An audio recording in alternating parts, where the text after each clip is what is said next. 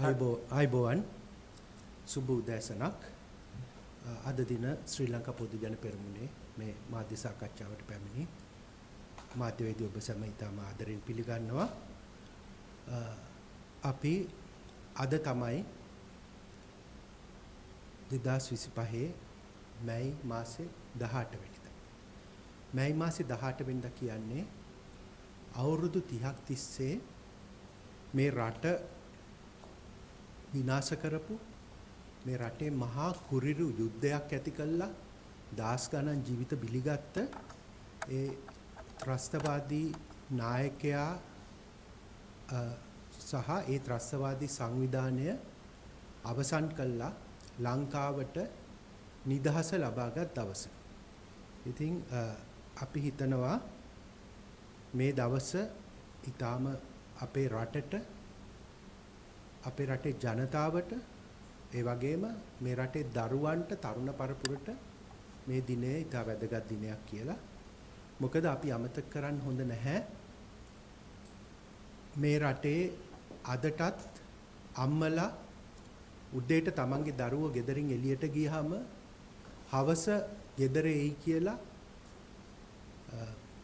හිත සැනසෙල්ලේ ඉන්න පුළුවන් තත්ත්වයක් ඇති කරේ බොහෝ අම්මලාට ඒ තත්ත්වය නැති කර ගනිමින් ඒ තත්ත්වය කැප කර ගනිමින් මේ රටේ අම්මලා තමන්ගේ පුතුන්ගේ ජීවිත මේ යුද්ධ වෙනුවෙන් කැප කරා. මේ රටේ බොහෝ බිරින්දෑවරු අද උදේට ගෙදරින් වැඩට යන සැමියා ආපසු ගෙදර එයි කියලා බය නැතුව ඉන්නේ ඒ බොහෝ බිරින්දෑවරු තමන්ගේ ස්වාමි පුරුෂයාව කැප කරපු අතීතයක් තුල. ඒ වගේම මේ රටේ බොහෝ දරුවන් උදේට ගෙදරින් එළියට යන තමන්ගේ පියා හවසට ගෙදරේ කියන ඒ සැනසිලිදායක තත්ත්වයෙන් පසු වෙන්නේ බොහෝ දරුවන් පිරිසකට තමන්ගේ පියවරු අහිමි වෙච්ච තත්ත්වයක් මත.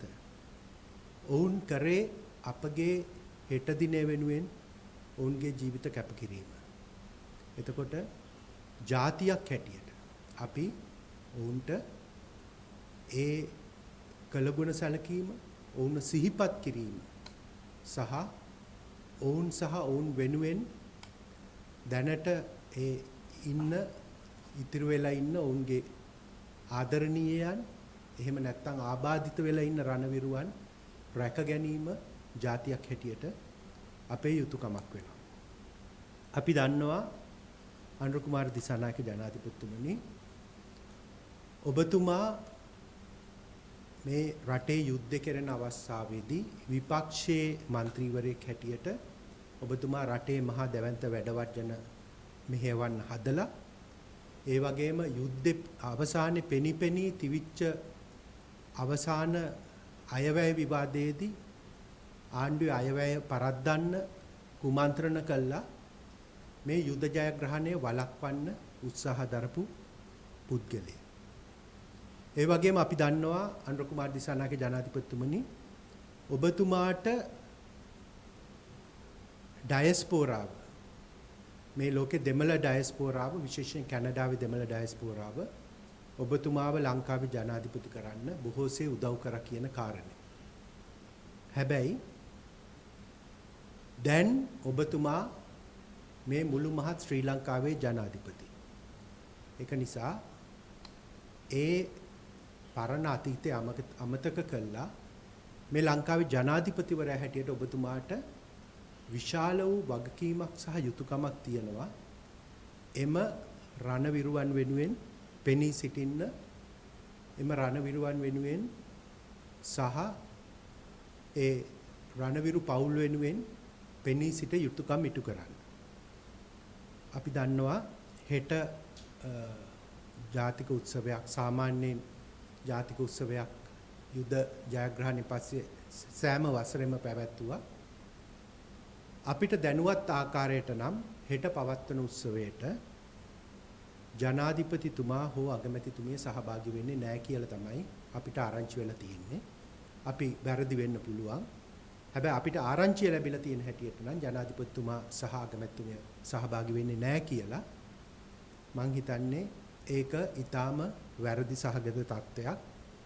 ඔබතුමන් මේ රට වෙනුවෙන් දිවිපුදු අය වෙනුවෙන් කරන මහ විශාල වැරැද්දක්. ඒක නිසා අපි පක්ෂයක් හැටියට ඔබතුමාගෙන් ඉල්ලා හිටිනවා කරුණාකරලා රටේ රාජ්‍ය නායක හැටියට ඔබතුමාත් රටේ අගමැතිතුමිය හැටියට හරිනි අමරසූරිය මහත්මියටත් මේ රණවිරු උපහාර උළෙලට සහභාගී වීම සිදු කරන්න කියන කාරණේ. ඒ එක්කම තව දෙයක් කියන්න ඕනේ මේ රණවිරු උපහාර උළෙලට රාජ්‍ය නායකින් සහභාගී වෙන්නේ නැහැ කියන ආරංචිය ලද විගසම අපි ආරක්ෂක අමාත්‍යාංශයට ලිඛිතව ලිපියක් යොමු කළා ඉල්ලා සිටියා එසේනම් අපට අවස්ථාවක් දෙන්න එම උත්සවයක් පවත්වන්න හිටපු ජනාධිපති මේ රටේ යුද්ධය නිම කළ යුද්ධ අවස්ථාවේදී ඒ යුද්ධයට නායකත්වය දීපු සේනාධි නායකයා වන හිටපු ජනාධිපති මහින්ද රාජපක්ෂ මැතිතුමා අපේ පක්ෂ නායකයා එතුමා සමග ඒ අවශ්‍ය උපහාරය දක්වන්න අවස්ථාවක් ලබා දෙන ලෙස අපි ඉල්ලා සිටියා. නමුත් අපිට එම අවස්ථාව ලබා දුන්නේ නැහැ.